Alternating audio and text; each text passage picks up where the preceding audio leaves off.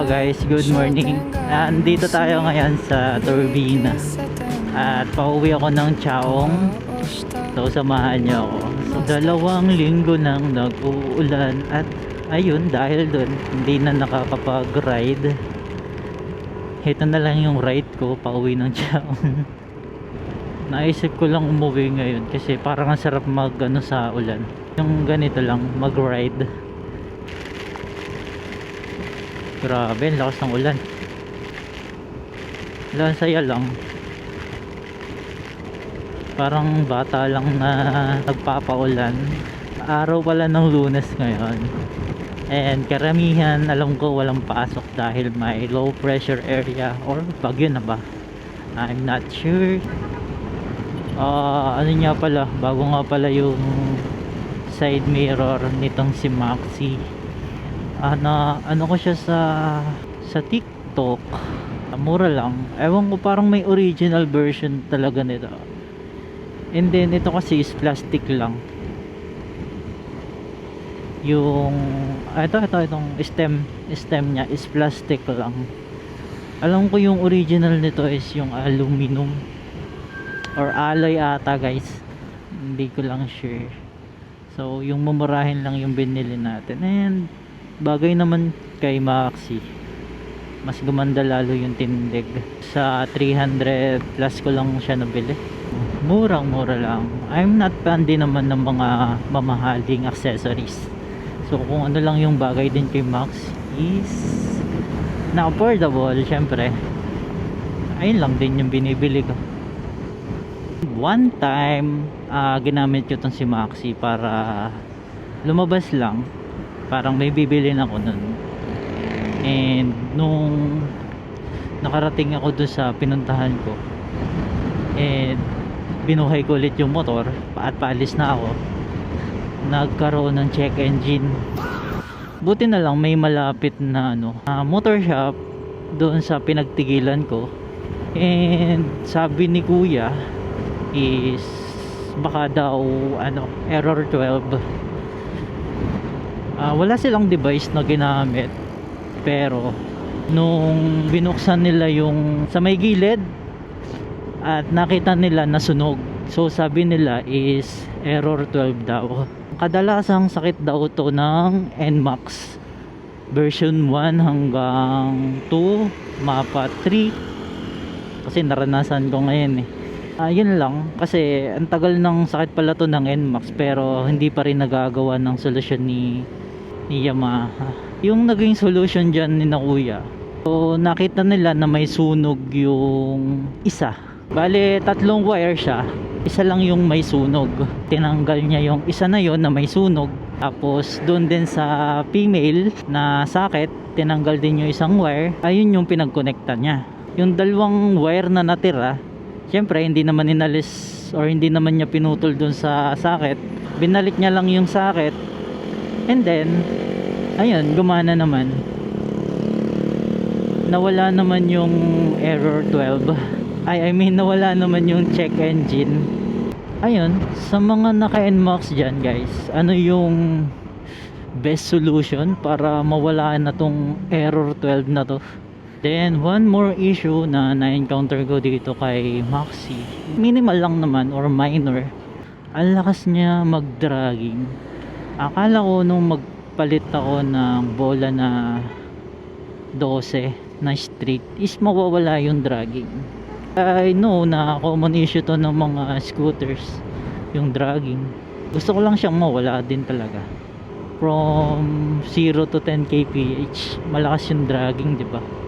Ang best daw dyan is iparegroove yung clutch belt, tama ba? Para sa ganun is mas makapit yung clutch lining.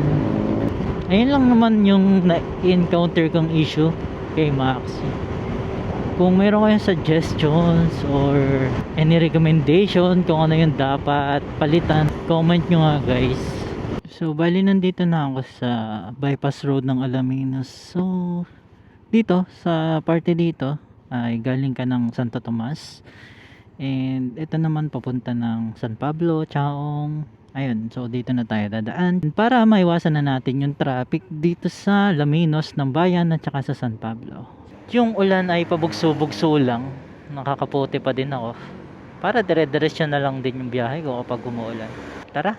Pinapaganda na yung daan dito sa bypass road ng Alaminos. Dito na lang yung hindi pa na asphaltuhan.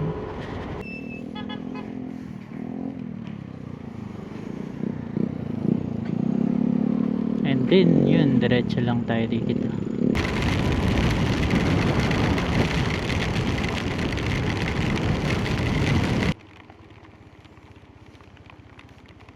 Yun lang guys, kapag dito ka duman, may madadaanan kang off-road.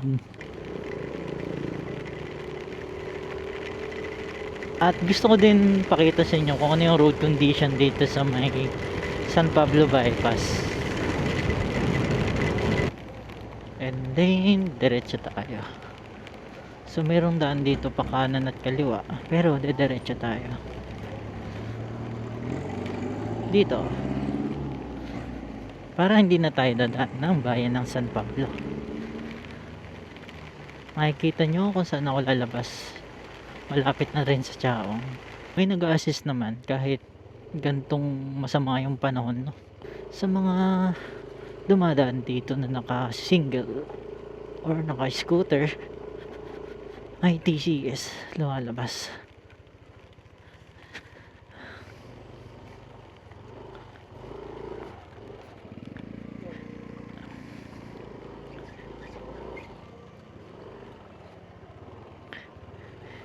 Yun lang yung madadaanan nyo na medyo kailangan mo talagang bumaba. Then wala lang akong naibigay kina kuya kasi wala akong barya. Mamaya na lang pa uwi ko. Dito din naman ako dadaan. Guys, nandito na ako sa highway ulit.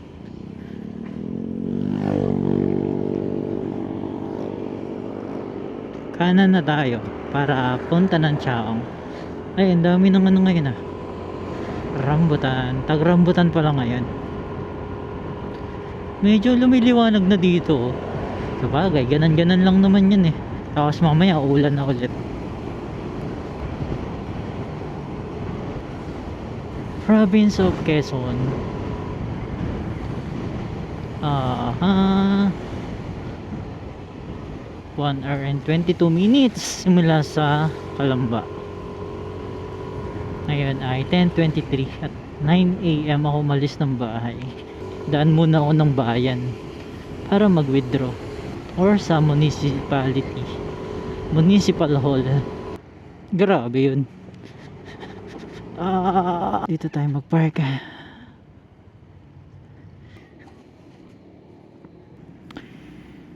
Yo, what's up? Katapos ko lang mag-draw at ano hindi na nawawala sa akin yung worry na baka mamaya meron na namang check engine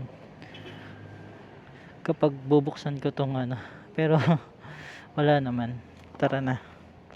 Malapit na din naman ang tayo. Pero bago tayo dumiretso ng bahay din, bibili muna ako ng rambutan dahil pag rambutan naman ngayon para may pasalubong man lang ako.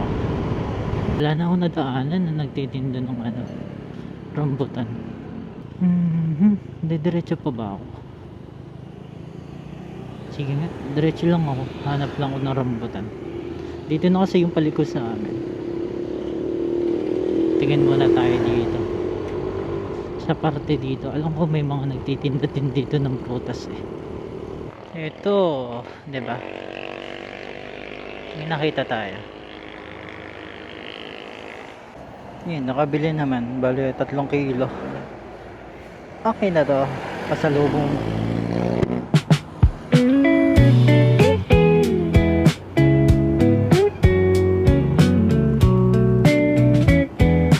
Ay shit!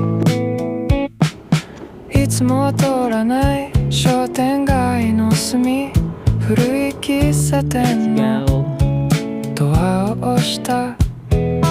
マスターが静かに水を置いてく。メニューも見ないでブレンドを頼んだ。窓際の席で溶けていく格差と、誰もいない午後がこんなに長いとは。君がいない時間がゆっくり過ぎてくそれも悪くないと思い始 Buti na め lang て wala る nang まだ nakakadito. 君のいない午後 Kapag dire-diretso 入れ talaga た silang て dito, のコ tumataas din yung tubig. ーヒーと少しずつ Yan, mayroon. 飲み干して